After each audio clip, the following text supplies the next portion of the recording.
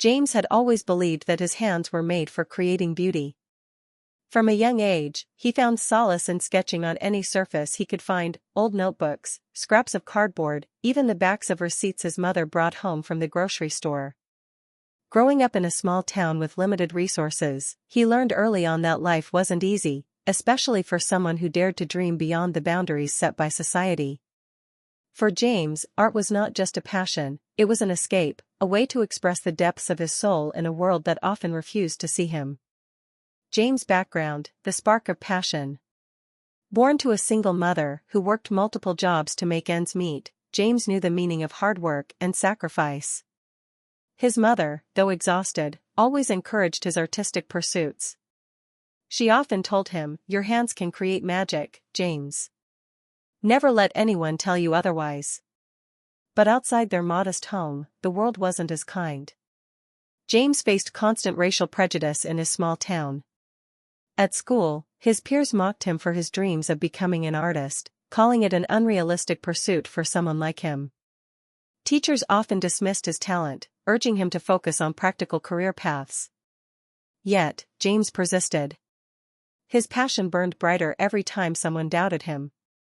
He began spending hours at the local library, studying the works of great artists like Van Gogh and Basquiat. He promised himself that one day, his name would be remembered alongside theirs. James moves to the city, a leap of faith. At 22, James decided it was time to leave his small town behind. He scraped together his savings, sold a few of his early paintings to supportive locals, and boarded a bus to the city. The urban landscape was overwhelming, a maze of towering skyscrapers, bustling streets, and endless possibilities. James was both terrified and exhilarated. The city was home to countless galleries, museums, and art collectors.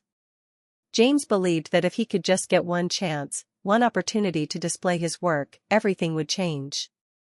He rented a tiny apartment in a rundown building, using it as both his home and studio.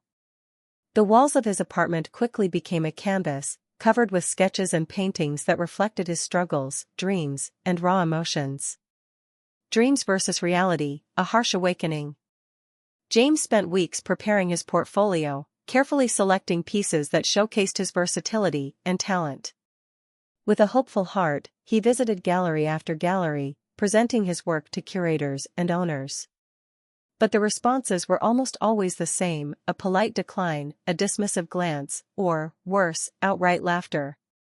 "This isn't what we're looking for," one gallery owner said, barely glancing at his work before moving on to another conversation. Another remarked, "Your style is too unconventional. It's not what sells in this market." James began to notice a pattern. While other artists received constructive feedback or encouragement, he was often dismissed without explanation. He couldn't ignore the feeling that his race and modest appearance played a role in these rejections. Despite his growing frustration, he refused to give up. Each rejection fueled his determination to prove them wrong. Meeting Sarah, the gallery owner. One day, James heard about an upcoming exhibition at Prestige Gallery, one of the most renowned galleries in the city. The gallery was owned by Sarah, a sophisticated woman with a reputation for discovering and promoting talented artists. James believed that if he could get Sarah to see his work, she might recognize his potential. He dressed in his best clothes, a simple button-down shirt and slacks, and carried his portfolio with him. Prestige Gallery was nothing short of intimidating. The pristine white walls, shimmering chandeliers, and high-profile clientele made it clear that this was a place for the elite. James felt out of place, but reminded himself why he was there. Approaching the receptionist, he said, "I'd like to speak with Ms. Sarah about showcasing my work." The receptionist raised an eyebrow, looking him up and down before replying, "Do you have an appointment?" "No, but I was hoping." "She doesn't see anyone without an appointment. Besides, we're very selective about the artists we work with," the receptionist interrupted, her tone dripping with condescension. Determined not to give up, James waited in the lobby for hours, hoping for a chance to speak with Sarah directly. When she finally appeared, surrounded by a group of well-dressed clients, James seized the moment. "Miss Sarah, please, just a moment of your time." I'm an artist, and I believe my work could be a good fit for your gallery. The humiliating encounter. Sarah turned to face James, her sharp eyes scanning him from head to toe. Her expression was a mixture of amusement and disdain. "You're an artist?" she asked, her tone incredulous. "And you think your work belongs here?" "Yes, ma'am," James replied, holding up his portfolio. "If you could just take a look." Sarah cut him off with a laugh. "Listen, I don't have time to look at every amateur sketches. Prestige Gallery has a certain standard, and, well, let's just say you don't fit the profile." James felt the sting of her words, but tried to remain composed. "My work speaks for itself. All I'm asking is for you to give it a chance." Sarah sighed dramatically, clearly annoyed. "Fine," she said, snatching the portfolio from his hands. She flipped through the pages quickly, barely glancing at each piece, before slamming it shut. "This isn't what we're looking for. It's too raw. Unpolished. Frankly, it's not good enough for a gallery of this caliber." Her words cut deep, but what hurt more was the way she looked at him, as if he was nothing more than a nuisance. As Sarah handed the portfolio back, she added, "My advice?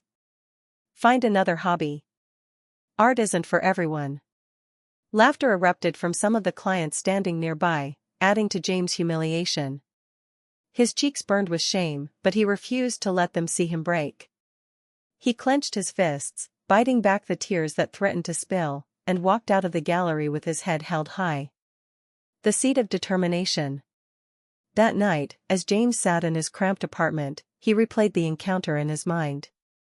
He thought about giving up, about packing his bags and returning to his small town.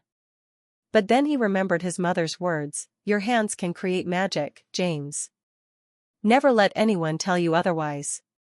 With renewed determination, James vowed to prove Sarah and everyone else wrong. He would show the world that his art mattered, that it had value. And one day, he promised himself, he would walk into Prestige Gallery, not as a struggling artist, but as someone they couldn't afford to ignore. James' breakthrough moment. After the humiliating encounter at Prestige Gallery, James threw himself into his work with renewed vigor. He painted with a fire fueled by pain, determination, and a deep desire to prove himself. Each brushstroke carried his emotions, frustration, hope, and resilience. One of his most poignant pieces, titled "Resilience in the Shadows," depicted a lone figure standing in a storm, drenched but unyielding. This became the centerpiece of a small community art exhibition hosted by a local cultural center. The exhibition was modest, with works displayed on simple easels in a dimly lit room. James didn't expect much to come from it. He only participated because a friend had insisted. But fate had other plans. On the second day of the exhibition, a well-dressed man with silver hair and an air of sophistication walked in. He paused in front of James' paintings, his brow furrowing as he studied each piece intently. This man was Edward Lawson, a renowned art collector with a reputation for discovering hidden talents. James, oblivious to Edward's identity, nervously approached him. "Do you like it?" James asked hesitantly. Edward turned to him with a warm smile. "Like it? No, young man. I love it. Your work has a depth and raw honesty that's rare in today's art world." The words felt surreal to James, but the surprises didn't end there. Edward introduced himself and offered to commission a large piece for his personal collection. "I want something that tells your story," Edward said. "Something that reflects the soul behind the brush." This was the turning point James had been waiting for. Mentorship and support. Edward's commission not only provided James with much-needed financial stability, but also opened doors he never thought possible. Edward became more than just a patron, he became a mentor. Recognizing James' potential, Edward introduced him to influential figures in the art world, including gallery owners, critics, and fellow artists. "Your work deserves to be seen on a bigger stage," Edward told him during one of their meetings. He shared insights on how to navigate the art industry and encouraged James to embrace his unique style rather than conforming to conventional expectations. Under Edward's guidance, James gained the confidence to showcase his work at more prominent venues. Edward also arranged for James to attend exclusive art gatherings, where he met collectors and enthusiasts who were captivated by his story and his art.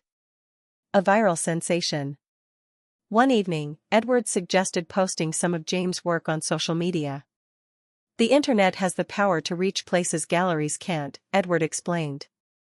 Reluctantly, James agreed. They photographed his paintings and shared them with a compelling narrative about his journey, his struggles, his passion, and the message behind his art. The response was overwhelming. Within days, James' posts went viral.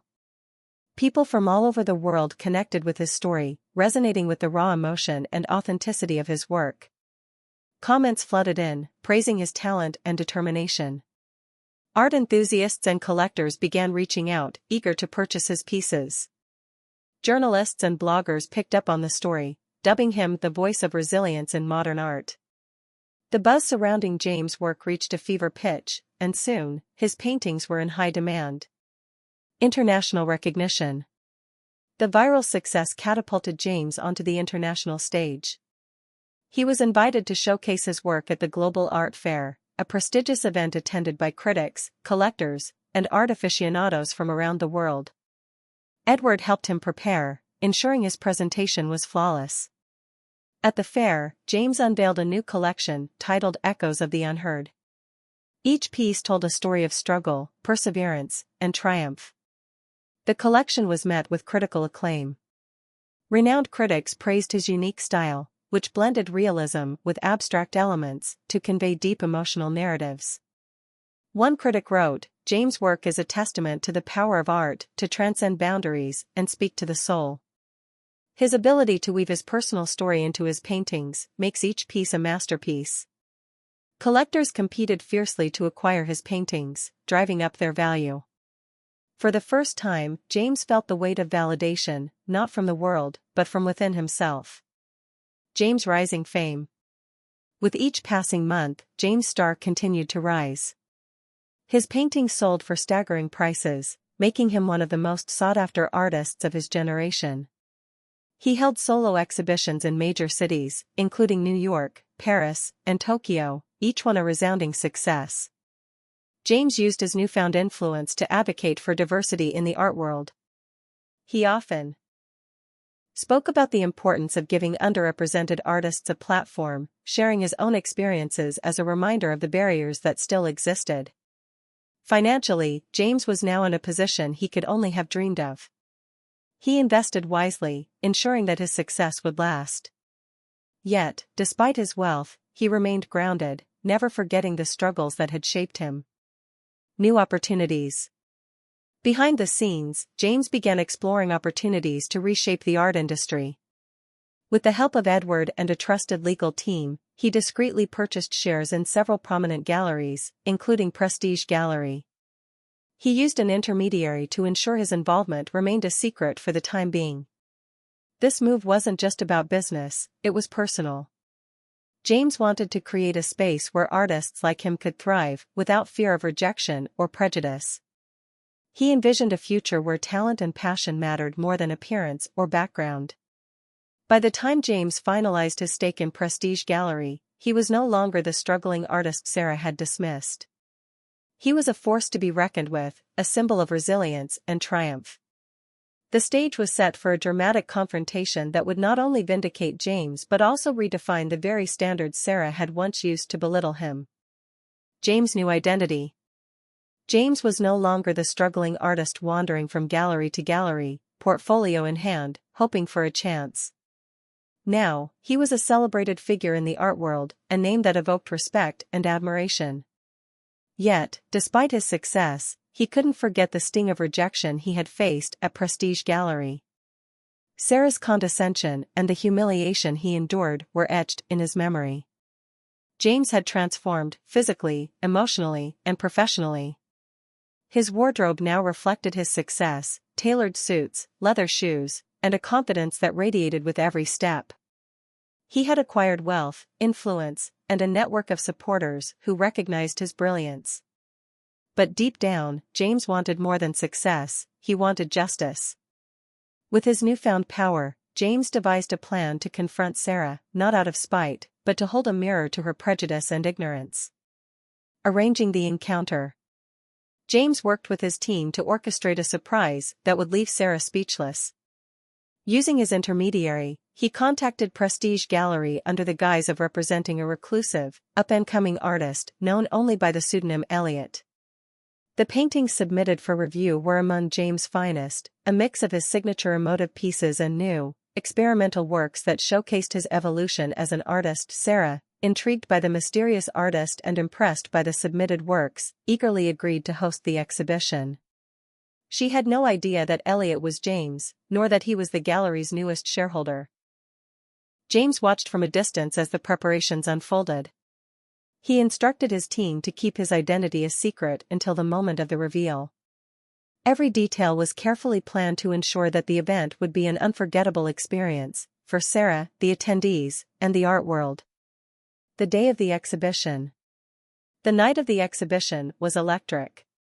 Prestige Gallery was abuzz with excitement as art enthusiasts, collectors, and critics filled the space. The event had been marketed as an exclusive showcase for a rising star whose identity remained shrouded in mystery. The buzz only heightened the anticipation. Sarah was in her element, mingling with guests and accepting praise for organizing such a prestigious event. She had studied the paintings on display and found herself captivated by their depth and brilliance. The pieces told stories of struggle, resilience, and triumph in ways that felt both raw and universal. "These works are extraordinary," she told a group of collectors. "Elliot is a rare talent, someone who truly understands the human experience."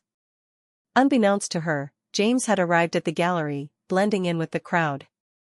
He watched Sarah from a distance, noting the admiration in her voice as she spoke about his art. It was ironic, he thought, how her tone had changed when she didn't know who the artist was. Sarah's initial reaction. As the evening progressed, Sarah addressed the attendees, speaking about the gallery's commitment to showcasing groundbreaking talent. "Elliot's work," she declared, "is a testament to the power of art to transcend boundaries and connect us all." She paused in front of one of the centerpiece paintings, a towering canvas titled "The Storm Within." The piece depicted a figure standing amidst chaos, their head held high despite the swirling darkness around them. Sarah's voice softened as she described the painting's emotional impact. "This is the kind of art that defines a generation," she said. "It's bold, it's honest, and it's exactly what the world needs." James listened, his heart pounding. He had waited years for this moment. The big reveal. As the crowd applauded Sarah's speech, James stepped forward. Dressed impeccably in a sharp black suit, he exuded an aura of quiet confidence. Conversations hushed as he made his way to the front of the room, standing beside Sarah. "Ladies and gentlemen," he began, his voice calm but firm, "I'd like to introduce myself. My name is James, and I am the artist you know as Elliot." Gasps rippled through the crowd as the realization set in. Sarah's expression froze, her confident demeanor replaced by shock and confusion. "I was here once before," James continued, addressing the audience. "Years ago, I walked into this very gallery with my work, hoping for a chance to share my art. I was dismissed, mocked, and told I didn't belong.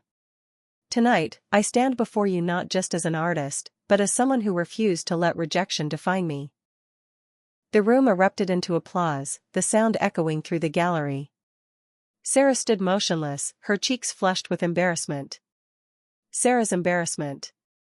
As the applause subsided, Sarah stammered, trying to regain her composure. "James, I didn't realize. I mean, your work is extraordinary." James turned to her, his gaze steady. "It always was, Sarah. You just couldn't see it then." The crowd murmured in agreement, their admiration for James mingled with disapproval of Sarah's past behavior. Collectors and critics surrounded James, eager to congratulate him and express their support. Sarah, meanwhile, found herself sidelined, her authority and reputation diminished in the wake of James' triumphant return.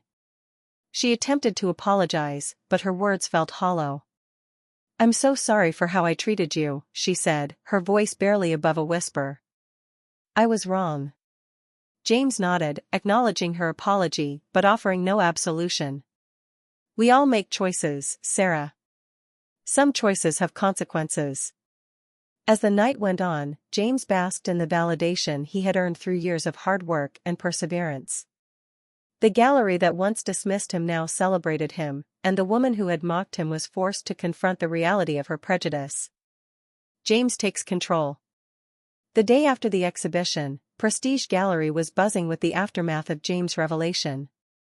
Social media was ablaze with stories of the triumphant artist who had returned to the very place that had dismissed him. But the real shock came when James convened a meeting with the gallery's board of directors. As a major shareholder, James now had the authority to influence the gallery's direction. Sitting at the head of the sleek conference table, he exuded quiet confidence as he addressed the room. Sarah, seated among the directors, looked uncomfortable, her usual air of control conspicuously absent. Let me start by saying that Prestige Gallery has a long history of excellence, James began. But it's also been a place that has turned away countless talented artists because they didn't fit a narrow definition of what art should be or who is worthy of recognition. He paused, his gaze sweeping the room. That changes today. As a shareholder, I'm implementing policies to ensure this gallery becomes a space where talent and passion are the only criteria for success. The directors exchanged surprised glances, but none dared to challenge him.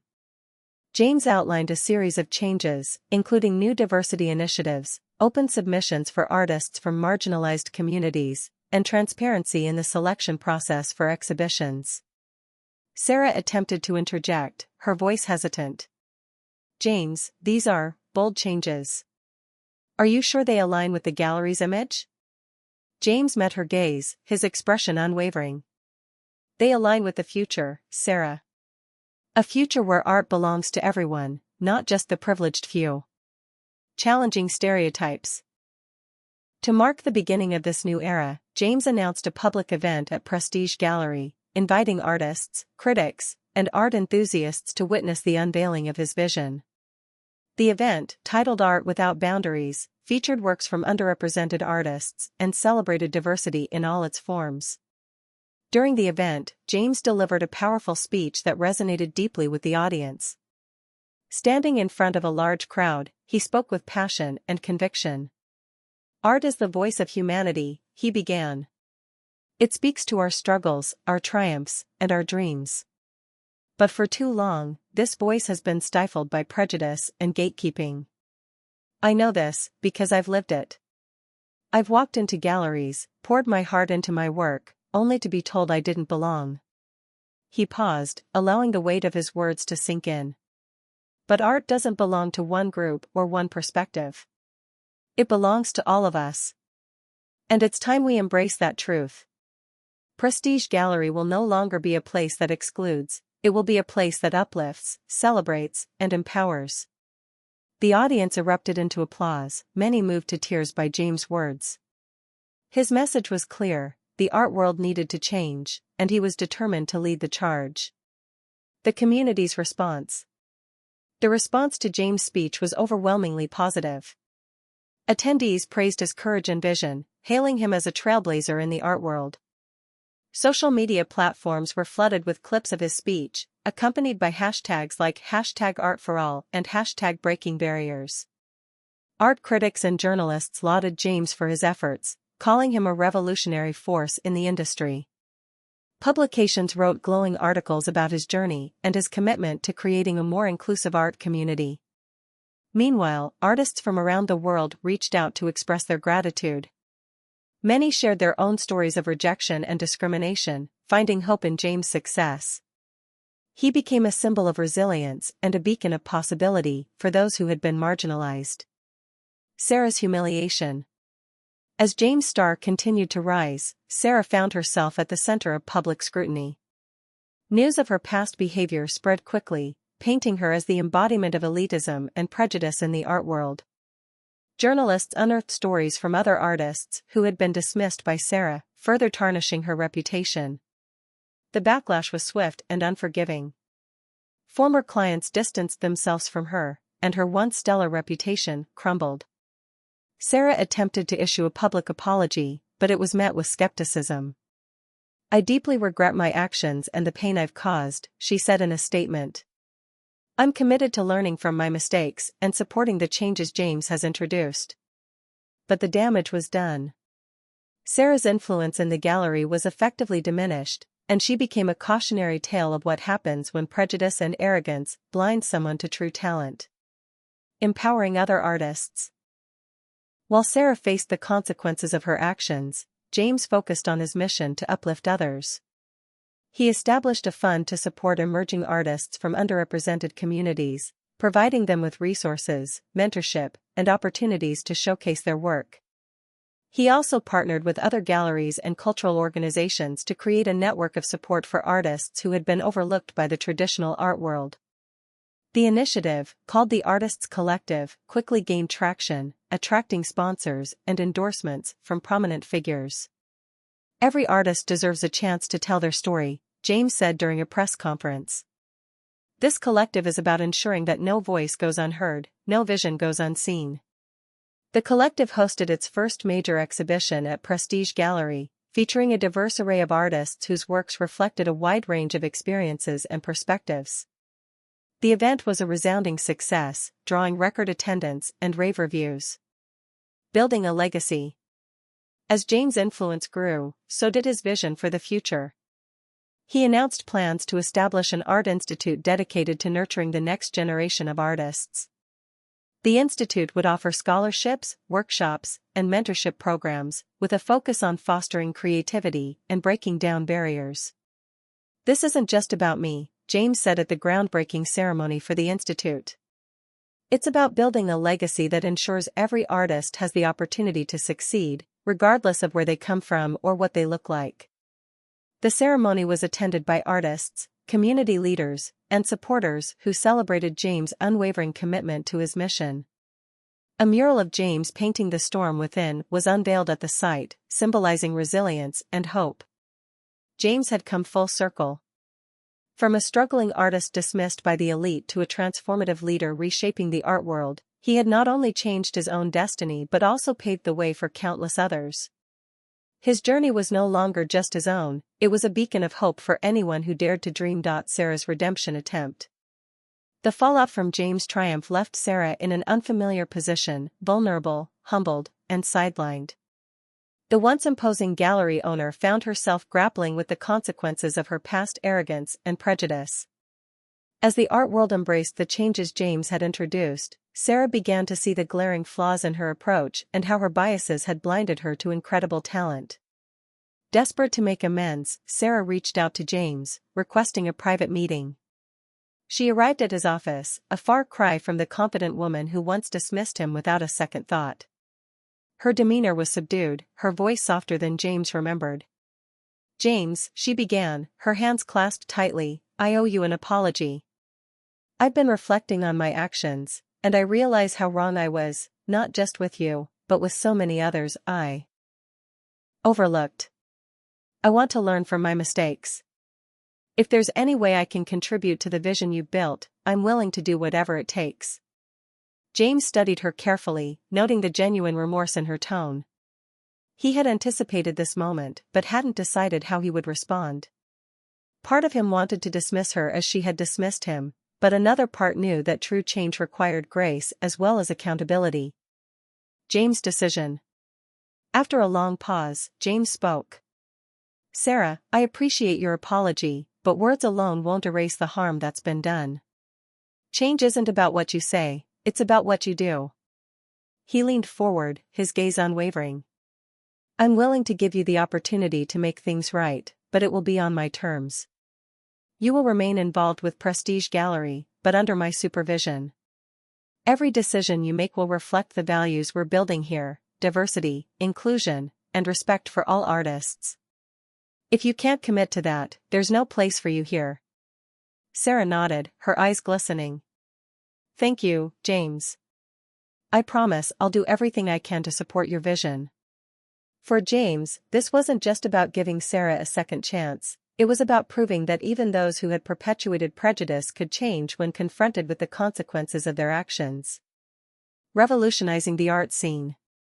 With Sarah now a part of the team under James' leadership, Prestige Gallery underwent a complete transformation. The gallery became a beacon of inclusivity, hosting exhibitions that celebrated artists from all walks of life. James implemented programs to mentor young, aspiring artists and provided resources for those who lacked access to traditional opportunities. He also collaborated with other industry leaders to create a global initiative called Art Without Borders, which aimed to break down barriers in the art world.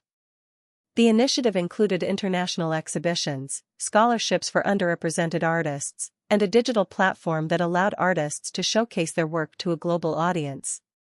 The impact was immediate and profound. Artists who had once been overlooked now found themselves in the spotlight, their work celebrated on the world stage. Collectors embraced the diversity of perspectives, recognizing the value of stories that had long been ignored. Critics hailed James as a revolutionary figure, someone who wasn't just an artist but a leader reshaping the industry. Under his guidance, the art world began to shift, becoming more inclusive and innovative than ever before. Celebrating success. One evening, James stood in the gallery, surrounded by the vibrant works of new artists he had mentored. The walls were alive with color and emotion, each piece a testament to resilience and creativity. As he gazed at the art, he reflected on his journey, from a struggling artist fighting to be seen to a respected leader in the industry. He thought about the rejections, the humiliations, and the moments when giving up felt like the only option. But he also remembered the people who had believed in him, his mother, Edward, and the countless others who had supported him along the way. Their belief had fueled his determination, and now he was in a position to pay it forward. "It's not just about my story," James said during an interview that evening. "It's about creating a space where everyone's story can be told. That's the real success." Impactful finale. James' story became an inspiration to people far beyond the art world. His journey was a testament to the power of perseverance, the importance of challenging injustice, and the belief that change was always possible. Social media was flooded with messages from people who had been moved by his journey, many of whom shared their own dreams and struggles. Aspiring artists, in particular, saw James as a role model. His success showed them that no matter how many doors were closed, there was always a way forward. James became a sought-after speaker, sharing his insights at conferences, schools, and cultural events. His words ignited hope in countless hearts. Closing scene. One afternoon, as James prepared for a lecture at the institute he had founded, a young artist approached him. She was nervous but determined, clutching a small portfolio in her hands. "Mr. James," she said, her voice trembling slightly, "I've read so much about you. Your story gave me the courage to keep going. I brought some of my work, and I was hoping you might take a look." James smiled, seeing a reflection of his younger self in her eager eyes. He took the portfolio and began flipping through the pages, each piece brimming with potential. "These are incredible," he said, looking up at her. "You have a gift. Let's talk about how we can get your work out into the world." As the young artist's face lit up with hope, James felt a profound sense of fulfillment. This was the legacy he had dreamed of, not just creating art, but creating opportunities for others to thrive. The cycle of mentorship and inspiration had begun anew, and James knew that the future was brighter than ever. With a renewed sense of purpose, James led the young artist into his office, ready to help her navigate the path he had once walked. The world had changed, and James was determined to ensure it continued moving in the right direction, one artist at a time.